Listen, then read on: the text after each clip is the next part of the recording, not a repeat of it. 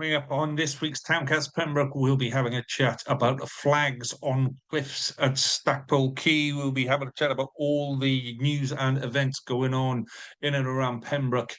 Let's get on with the show.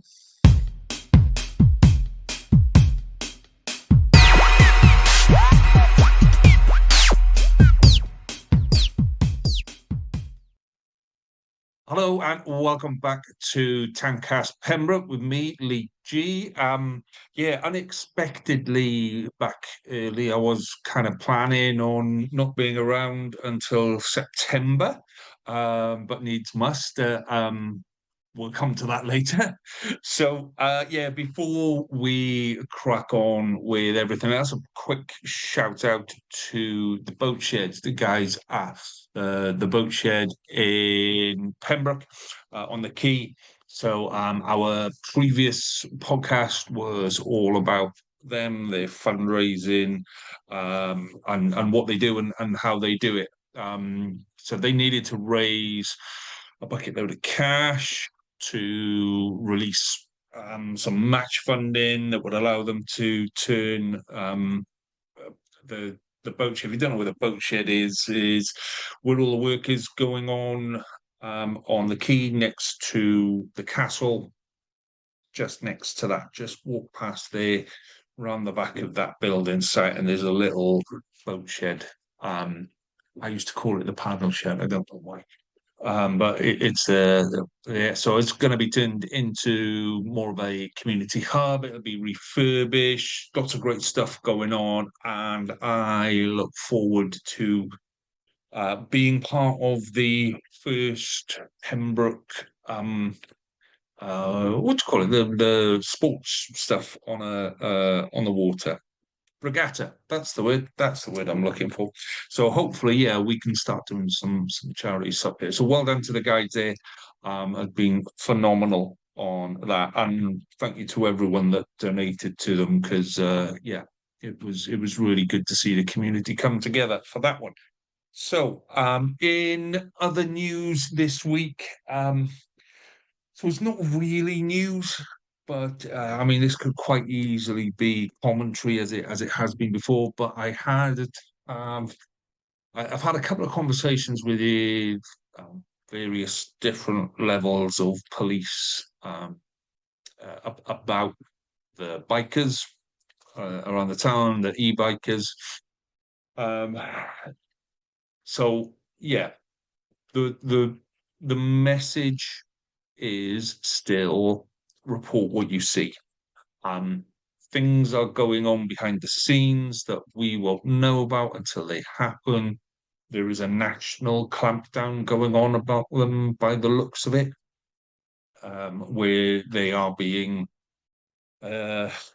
targeted. They're building intelligence, they're targeting them, and then they're just crushing the bikes. But the police need our help to do that. So yeah, report it where you see it. So I have done this a couple of times, and I'm going to show you now how easy this is. So you can either phone 999 or 101 on this. So, or you can report it online.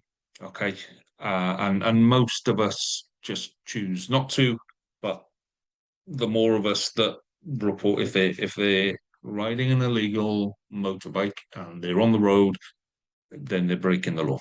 Okay, simple as that. If they're harassing you, then they're breaking the law. If they're intimidating you, they're breaking the law.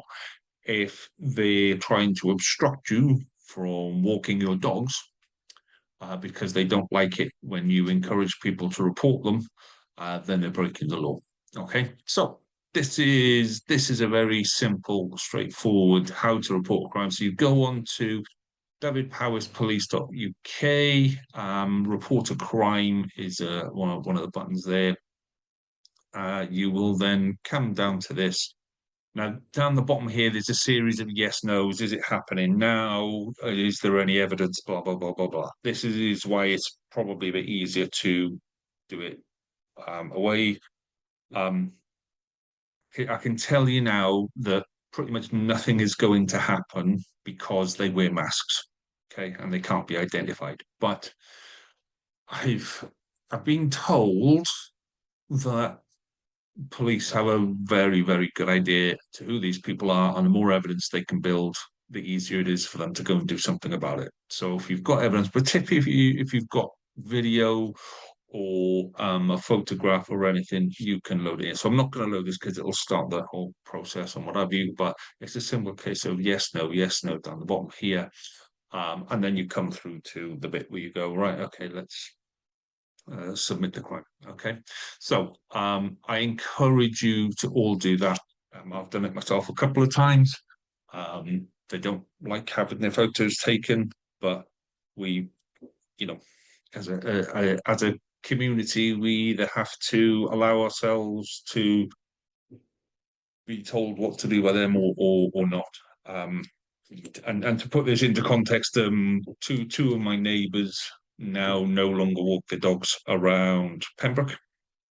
One of them is quite elderly and um, would usually drive down to the Commons, walk across Commons, so she no longer does that. And my other neighbour isn't elderly in any way, shape, or form, but she refuses to walk her dogs and have to put up with it as well. So if that's what's happening to us, I've had it. I've spoken to other people that are intimidated by them. So yeah, up to us. Either we do something about it or we just go, okay, town centre's off limits because kids on bikes are there. Okay. Need to be clear, kids on bikes, very different. Not kids on bikes, these are grown men. These are grown men. These are 20, 22, 24, maybe a bit older.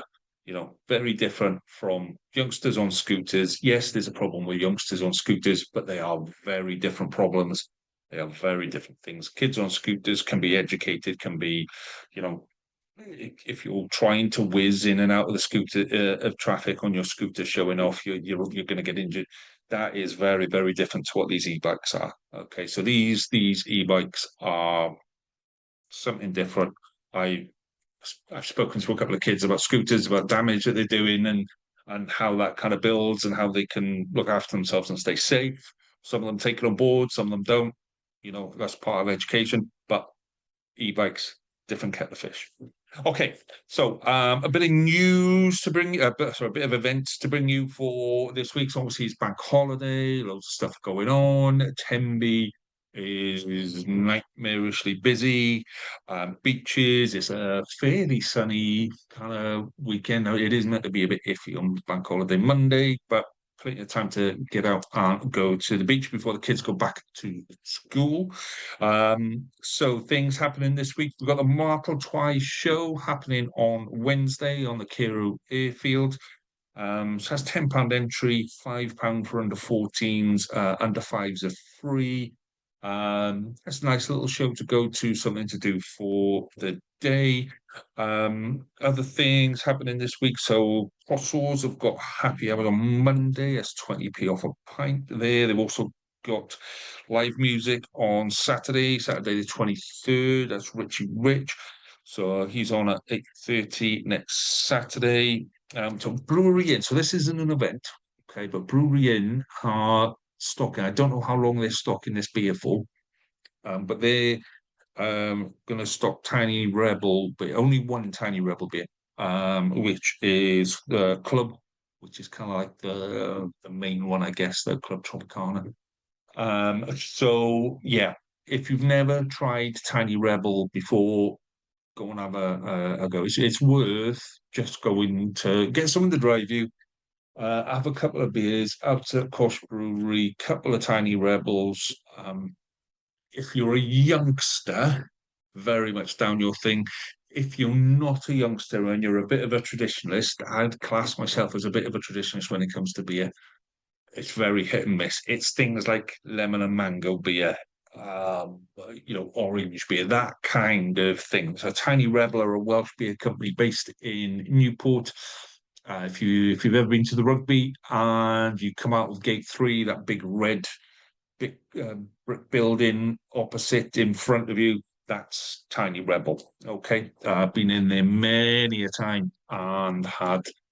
I try to find the tamest. And my mates always end up getting me bloody coconut milk and what was the last one? Coconut milk and lime beer.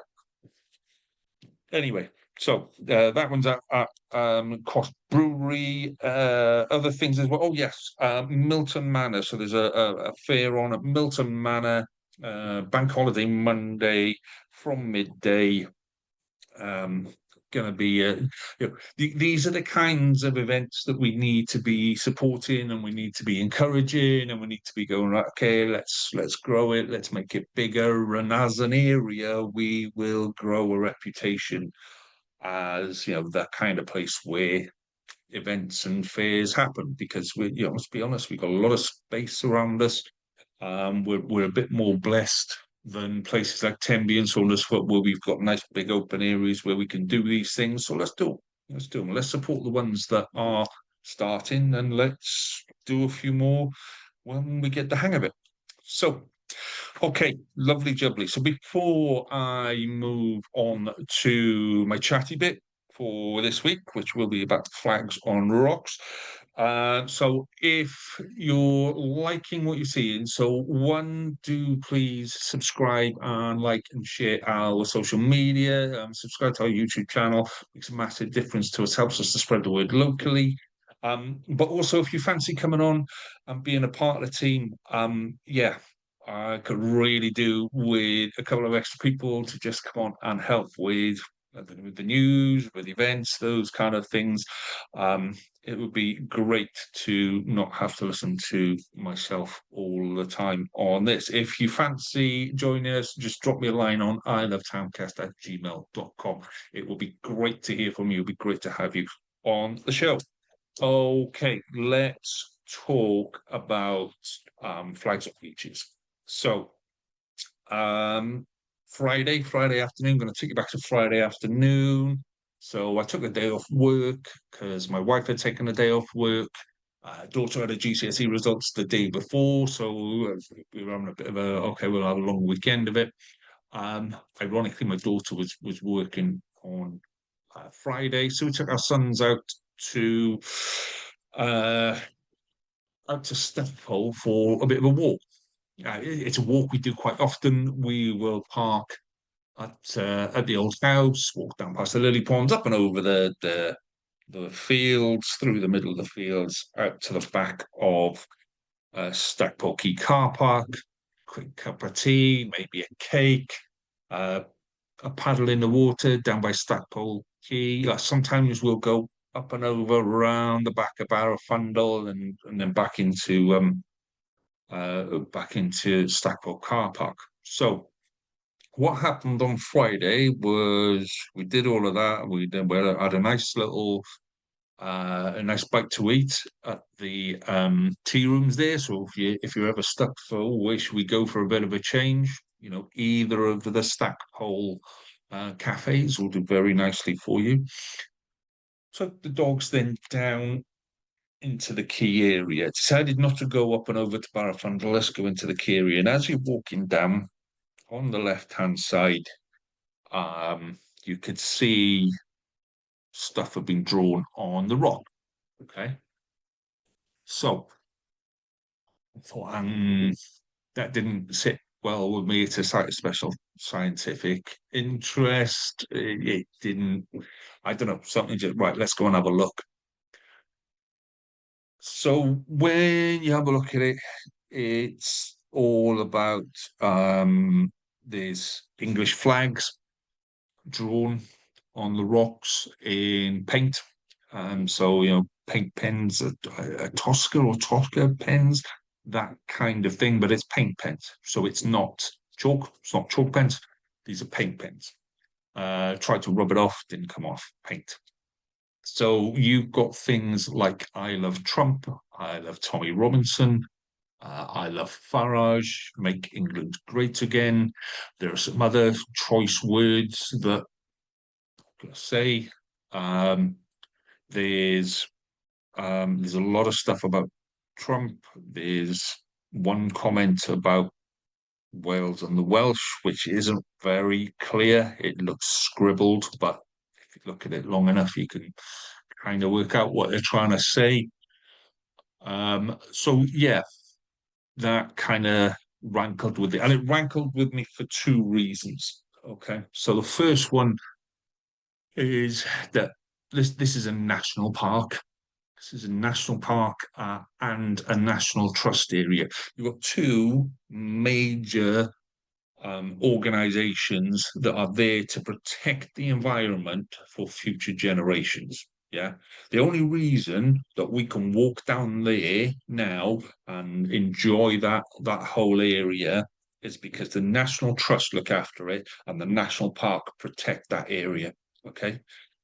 So for somebody to come down and draw graffiti on the cliff face, um, just to me was disrespectful in the highest order. Um, so there were a couple of bits that so obviously I've put this on social media and it's gone a little bit crazy. Okay. Um, and for me, that first issue around this is an area where there are some really rare bits of sea life. There's Pembrokeshire's got, I think, the most rare, the most different types of lichen per square foot or per square meter than the rest of the country, or something like that, because of the clean air that we experience coming off the sea and things like this. This is a nature. It's effectively a nature reserve. So for somebody to come up and draw anything on that rock. Okay. I would have been disgusted if it had been a Welsh flag. Yeah. Because that's not the way you promote what you do. But for somebody to come and do anything on those rocks irritates me. It's disrespectful, it's ignorant. Um, and I don't know. I kind of feel a bit like that's like somebody come and doing it on my front garden, on my front door. How would you feel if someone this is our area, this is our place where we all grew up. So for somebody to come and um yeah, draw stuff on the wall, disrespectful stuff on the wall, um, irritates me.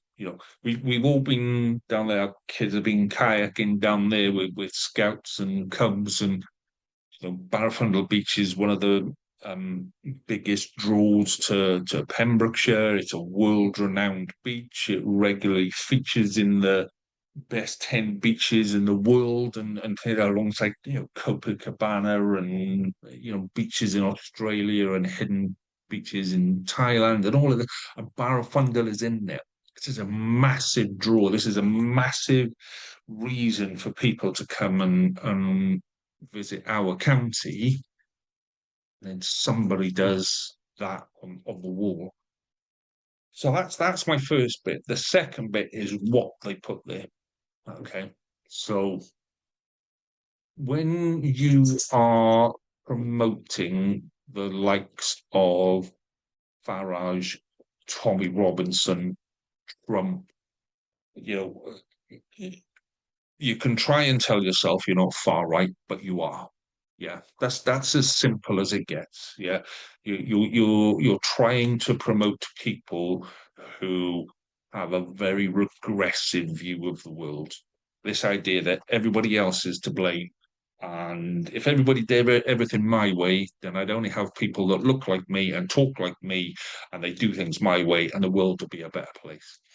Um, so that kind of attitude for me stinks. There was a family who were kind of round the side as well from where we were. So if you know Stackpole Quay, there's an area that goes down like this, and then there's an area that kind of curves around, and that's where all the kayaks and what have you were. So there was a family over that side where the children looked like they were adopted, whereas they're not the same color skin as the parents. So for those, and they were happy as Larry. They did not stop and see, did not look at it, did not do anything. But for those kids playing, to know that there are people around in that same area with those kind of views is concerning for me, as it is. Very, very concerning. The fact that, that kind of attitude exists in Pembroke, is concerning. We've seen it recently. You see it around Pembroke Town Centre with British flags, stickers being put on lampposts and on various things, and England for the English with a British flag in Wales. I mean, come on, people. So yeah, so I put that on social media. That went a little bit crazy. A couple of national news companies were interested in it. But for me, this is about us now. This is about how we in Pembrokeshire deal with that. Um, that growth. I said this to a few people a while ago, that when you allow people to gain a foothold, they don't stop with that foothold, they go more and more and more and more. So the whole thing about we should only have the British flag, we should only have the Union Jack. We saw this after the River Rally, where there were Union Jacks around. Originally, Welsh flags got taken down, more Union Jacks got put up. Um, those Union Jacks got taken down, more Union Jacks went up. So somebody's trying to send a message to Pembroke that you need to bow and do as you're told. And to me, that just stinks. So this is another attempt by someone. I suspect by someone coming from England on holiday and probably having a few too many jars and going, this will be fun. And not fully understanding what they did. If they did fully understand what they did, then they deserve to be put in prison for that. They genuinely deserve to be put in prison. If I went to London and drew a Welsh dragon on the Winston Churchill statue, I would be arrested and I would be put in prison. And to me, that's the same level that we're talking about on that. So yeah, you will find out on our social media. By all means, comment. Some people have commented. Some people are trying to justify it by attacking the left and attacking Labour Wales. It's got nothing to do with the far right putting out, I love Tommy Robinson, a man that's been convicted of hate crimes more than I've had bloody veggie dinners. So, let's be honest. If we don't start standing up to these people and we don't start telling them that they're not welcome and their views are not welcome, then this will get worse, and this will get a lot worse. Trust me. So yeah, that's why I took the stance. That's why I put it out there. So to answer a couple of idiots on social media, no, I don't vote Labour. No, I'm not standing for the local council. No, I don't care about what's happening with protests in London. Yeah. For me, this is a local issue. Pembrokeshire has got the lowest level of non-white immigrants in the country. Something when I looked at the last census and things like that, Pembrokeshire is nowhere near the rest of the country. Pembrokeshire does not have Pembrokeshire suffers from a lack of people coming to do the jobs that we need them to do: fruit picking, veg picking, farm hands, care, hospitality. All of those jobs would be jobs that people coming from abroad would happily go, do you know what? I'm just happy to be in a safe place. Tell me what to do and I'll do it. I've run businesses in the past where, yeah, I've run hospitality businesses, I've run retail businesses, and I'll tell you something, when I needed to get somebody to come in at short notice to do a couple of hours because somebody gone sick, then every single time it would be someone from away, not one of the local ones. No, not the people who moan, well, why haven't I got enough hours? Oh, you need to give me more. You need to give me. No, right, okay. I need you to work Friday.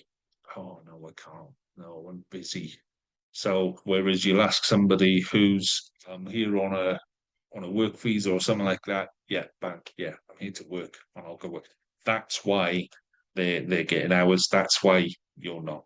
Okay. So for me, I have absolutely no problem at all with people fleeing um, wars in foreign places and seeking refuge in our country. Um, and we should go, hey, yeah, right. If you want to stay, here's a load of jobs. If you've got these skills, here's a load of jobs.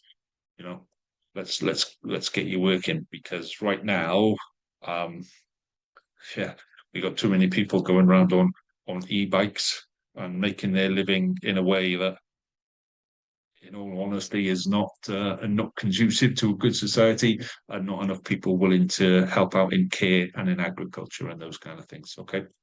So, yeah, well, while I'm talking about agriculture, one last message on those flags. One of the messages in there, okay, was I love Trump, save farming. Okay. And then there was a no farmers, no food, um, no Farage, no future. Okay. All in one there. If you were a farmer and you want to get normal people on your side, okay? And when I say normal people, I mean not the far right, okay? The vast majority of the rest of the country. You want to get the vast majority of the rest of the country on your side, then you need to stop that. You need to say to them that we no longer want your support. You need to say to them that if you're going to support far right policies, then that doesn't help farming. And if you can't see that in your business model, then yeah, there's something wrong with you on that. Okay. So that is my little rant for this week on those. I say the photos are there on social media. To the person that said, are they fake? Nope, they are not fake. I took them myself. My wife also took some at the same time, and my sons took them at the same time as well. So yeah, I've been told that the National Trust have. I did report it to the National Trust first, and I've been told that they have sent someone to clean them up. Whether they're still there or not, I don't know. I haven't been back to have a look, but I will be at some point. So yeah, fingers crossed, they're all gone. But for me, the issue is that somebody felt that that was acceptable to do that. Okay, rant over. Let's have a look at a little bit of sport.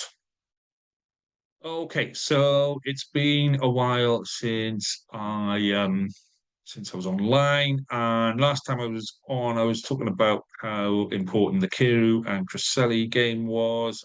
So if you look at that there, Cresselli lost to Kiru. The key bit with that game there, 271 for seven. So Kiru batted first and then bowled Cresselli out for 104, put them in a really good place. And then this week, 278 for eight against Nayland. I know this isn't our kind of area, but yeah, it's really interesting to see how close the top of the table was. So top of Division One finished like that, 10 points in it, some huge games through the season there. So well done both. Well done, Kiro and Cresselli.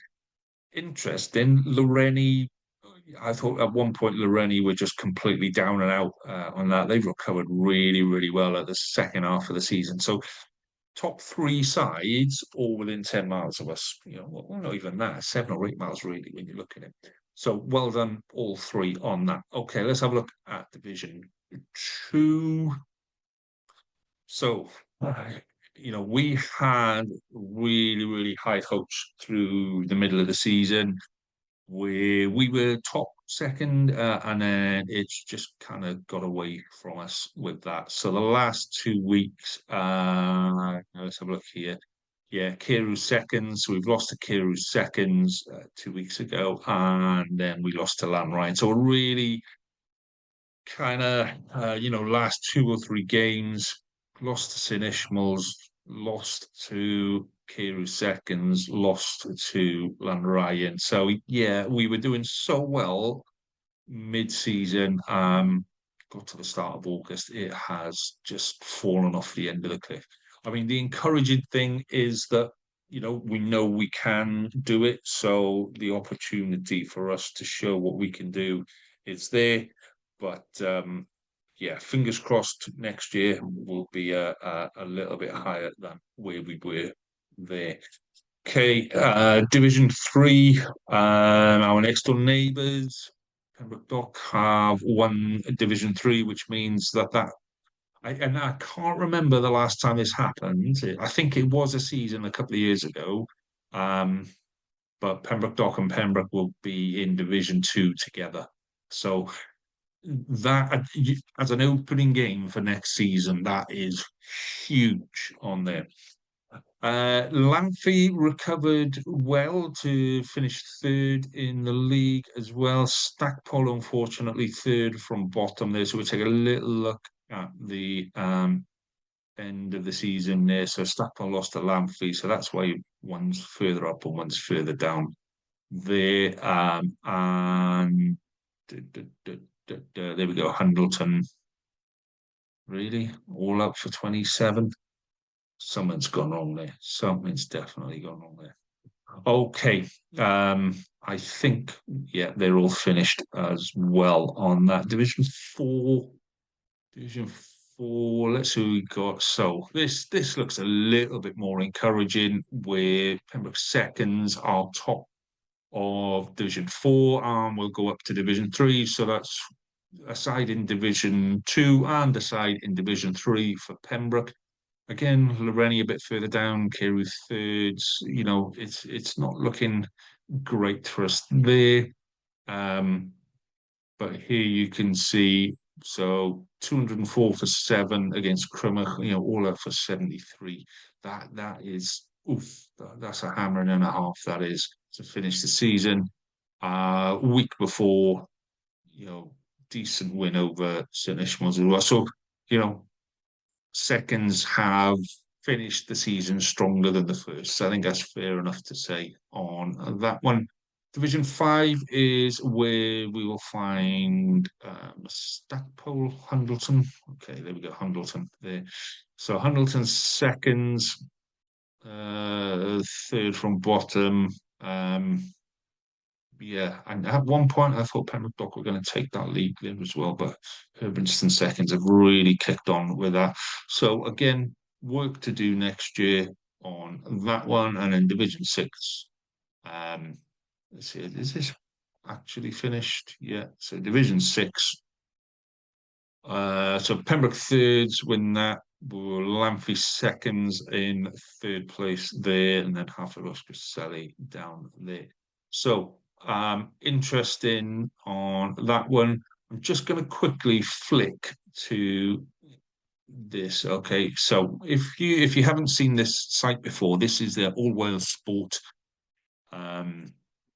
football sports report. Okay, so if you then scroll down here, so you click on football at the top, you scroll down here, Pembrokeshire League, and I think, yes, we've first round last Saturday, just gone. So what I will do is I'm just going to go through these as best I can.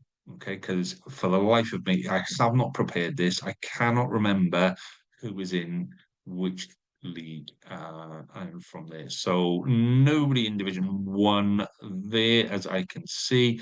And this is a problem, you've got to keep scrolling down. Division 2, there we go. Monkton Swifts Reserve. So Monkton Swifts are in the first division, but they haven't played. That's what that would be. Monkton Swift Reserves beat New Hedges 3-1 there. Carew Reserves, yeah, nothing else to report there. Division 3.